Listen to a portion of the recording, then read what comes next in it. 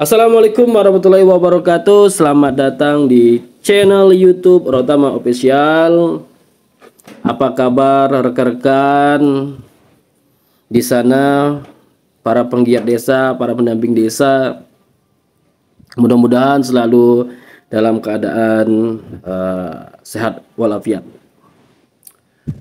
Seperti biasa di channel yang sangat sedikit subscribernya ini, baru 619, dan kita baru berapa kali ya upload terkait dengan regulasi-regulasi yang mengatur tentang desa, baik dari PMK maupun Permendes.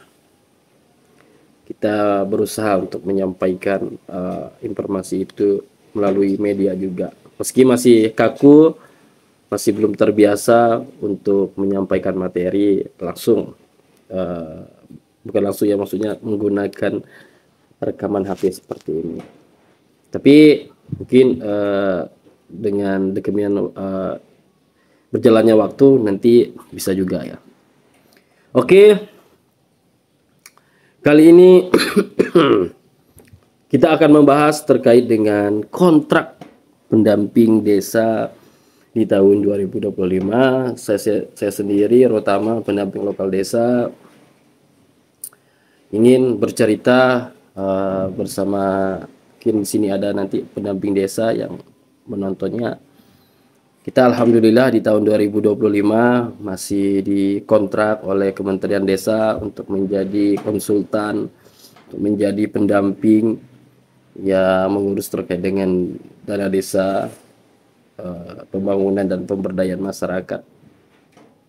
Seperti biasa di akhir tahun, penghujung tahun, di bulan 12 atau di bulan 1, itu sudah ada kecemasan di antara kita.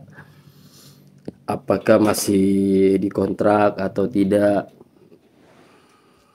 Itu yang saya dengar, itu yang saya rasakan selama menjadi pendamping lokal desa. Tapi benar-benar merasa stres itu di tahun pertama menjadi pendamping lokal desa. Kita baru dikontrak, terkejut gitu kan. Kita pertama kali malah hanya 1 tahun kerja, jadi ada kecemasan yang saya rasakan ketika itu. Apakah benar seperti ini? Kita ini baru belajar, baru menyesuaikan dengan situasi di desa, malah tidak dikontrak kembali. Tapi alhamdulillahnya di tahun 2023 dikontrak sampai sekarang. Tapi ada hal yang menurut saya agak apa ya, tanda kutip, selalu ada kecemasan, selalu ada ketakutan yang dirasakan oleh pendamping, baik di level PLD, PD, TA, dan mungkin di atas seperti itu juga. Ya karena apa? Kontraknya ada narasi yang mengatakan kemungkinan kita tidak lagi dikontrak, seperti itu. Ya, saya rasa apakah ini memang ketidaksabaran kami sebagai pendamping sehingga tidak menunggu sampai hari kontrak itu dilaksanakan. Tapi pada dasarnya ada informasi-informasi yang miring terkadang. Nah, ya harapan saya dan mungkin rekan-rekan semua, saya baca-baca itu, lihat-lihat video di TikTok, mudah-mudahan kontrak untuk pendamping ini kalau bisa ya Pak Menteri beserta jajaran jangan per tahun. Ya kalau bisa lebihlah 1 tahun, lebih dari 1 tahun, 2 tahun ataupun 3 tahun, supaya kami di jajaran pendamping ini konsen gitu. Kita punya planning ini bahwa kita punya tugas yang besar ini akan kita kerjakan dengan sebaik-baiknya dengan target jangka panjang ataupun jangka pendeknya, seperti itu. Jadi ada kejelasan juga, ada spirit atau semangat kami. Jadi tidak tiap tahun selalu memikirkan hal-hal yang terkait dengan kontrak. Ya, tapi untuk sekarang masih bersyukur lah, masih dikontrak oleh kementerian, ya, seperti itu. Apalagi kontraknya, keputusannya sudah terbit tadi malam. Kita sangat bersyukur hal itu masih terjadi, maksudnya masih ada kontrak yang kami dapatkan. Tapi kalau kita melihat ini bukan kita membandingkan, ya, kami tetap loyal kepada Kementerian Desa. Kita melihat di pendamping sosial bagaimana pendamping PKH, rekan-rekan di sana yang mengurus tentang sosial sudah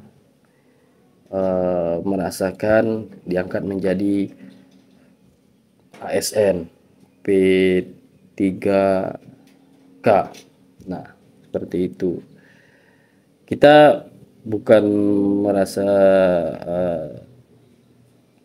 cemburu atau pendengki, ya. Tapi saya rasa ini sama-sama kementerian, sama-sama bekerja mengurus masyarakat, mengurus desa, dan saya rasa tupoksi kami sebagai pendamping desa kurang lebih juga seperti mereka. Nah, kami saya saja sebagai PLD mengurus 4 desa, kita harus mengontrol beberapa desa. Begitu juga rekan-rekan PKH, saya rasa tidak masalah, saya rasa kalau saya menyampaikan seperti ini, karena sama-sama kementerian, sama-sama mengurus tentang umat, tentang masyarakat, tentang pemerintahan. Saya rasa untuk 2025 itulah ada perubahan, minimal diberikan kesempatan untuk daftar P3K melalui track record kami sebagai pendamping, atau lebih khusus, jadi pendamping itu diberikan formasi khusus sehingga para pendamping sama seperti pendamping PKH dan pendamping desa ini memiliki status yang sama. Mereka punya kejelasan masa depan terkait profesinya. Mungkin yang saya sampaikan ini sensitif, tapi itulah yang perlu kita sampaikan sebagai perlu kami sampaikan sebagai pendamping. Kalau memang regulasi yang belum bisa menyebabkan kami masuk untuk persyaratan tersebut, tolong Pak Menteri dan jajaran untuk menyesuaikan. Apalagi saya lihat di YouTube DPR RI, anggota DPR RI sudah mendorong rekan-rekan dari kementerian untuk menyesuaikan syarat sehingga administrasinya itu bisa lolos secara administrasi dan sebagainya. Nanti sampai para pendamping ini ada yang menjadi P3K sesuai dengan regulasi, apalagi kalau semua diangkat menjadi P3K, ya. Mungkin itu yang dapat saya sampaikan. Kalau ada kata-kata yang salah ataupun berbelit-belit, saya mohon maaf, karena ini bahasa bukan bahasa keseharian saya. Kami orang Sambas jarang menggunakan bahasa Indonesia. Kalau memang ada logat aksen yang salah, saya mohon maaf. Akhir kata dari saya dan para pendamping dari berbagai tingkatan yang menonton, saya mohon maaf. Wassalamualaikum warahmatullahi wabarakatuh.